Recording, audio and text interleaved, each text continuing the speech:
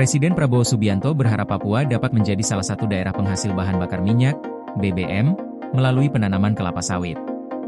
Hal ini bertujuan untuk meningkatkan kemandirian energi di Papua dan mengurangi ketergantungan terhadap pasokan BBM dari luar daerah.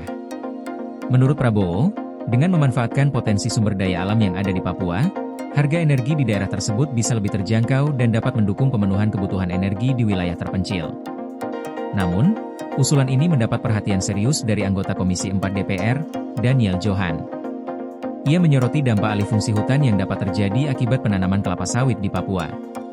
Daniel mengingatkan pengalaman pahit di berbagai daerah di Indonesia, di mana konversi hutan untuk perkebunan sawit dan kegiatan pertambangan telah memicu berbagai bencana ekologis, seperti banjir bandang, tanah longsor, dan kerusakan ekosistem yang parah. Oleh karena itu, Daniel menilai penting bagi pemerintah untuk memeriksa secara seksama kontur tanah di Papua sebelum memutuskan untuk membuka lahan bagi perkebunan kelapa sawit.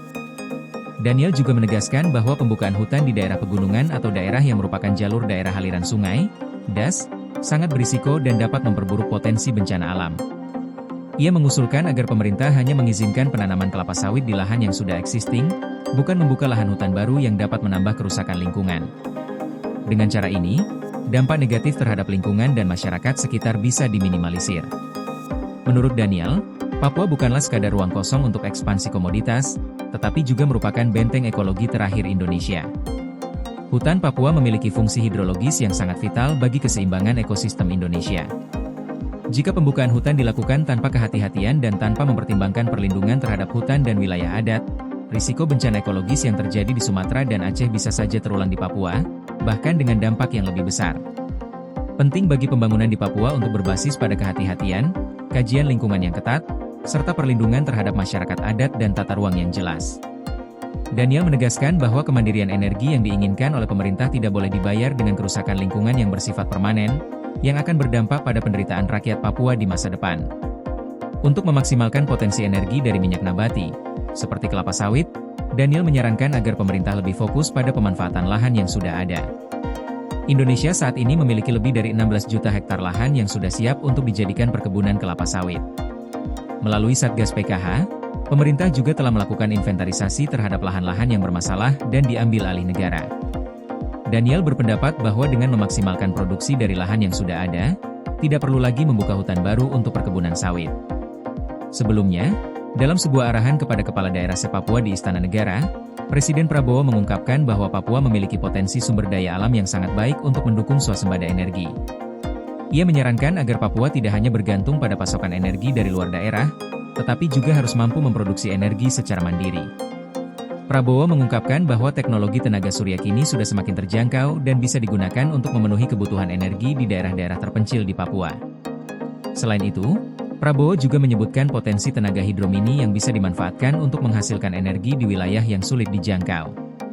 Prabowo menambahkan bahwa dengan adanya teknologi tenaga surya dan hidromini, Papua tidak lagi perlu mengandalkan pengiriman BBM yang mahal dari luar daerah.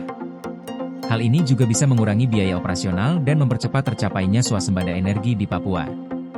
Menurut Prabowo, dalam 5 tahun ke depan, seluruh daerah di Indonesia, termasuk Papua, bisa berdiri di atas kaki sendiri, mencapai swasembada pangan dan energi. Dengan demikian, Indonesia tidak perlu lagi mengimpor BBM dari luar negeri, yang pada akhirnya akan menghemat ratusan triliun rupiah. Selain kelapa sawit, Prabowo juga berharap tanaman lain seperti tebu dan singkong bisa dimanfaatkan untuk menghasilkan BBM dan etanol. Dengan memanfaatkan potensi sumber daya lokal, Papua dapat menjadi daerah yang mandiri dalam hal energi, sekaligus mendukung ketahanan pangan nasional. Prabowo menekankan pentingnya memastikan bahwa pembangunan di Papua tidak hanya berfokus pada aspek ekonomi, tetapi juga menjaga kelestarian lingkungan dan kesejahteraan masyarakat setempat. Sebagai kesimpulan, meskipun tujuan untuk mencapai swasembada energi dan mengurangi ketergantungan terhadap BBM impor di Papua sangat penting, tetapi hal ini harus dilakukan dengan kehati-hatian dan perencanaan yang matang. Pembukaan hutan baru untuk perkebunan kelapa sawit di Papua perlu diperhatikan dengan cermat, agar tidak menimbulkan dampak negatif terhadap lingkungan dan masyarakat.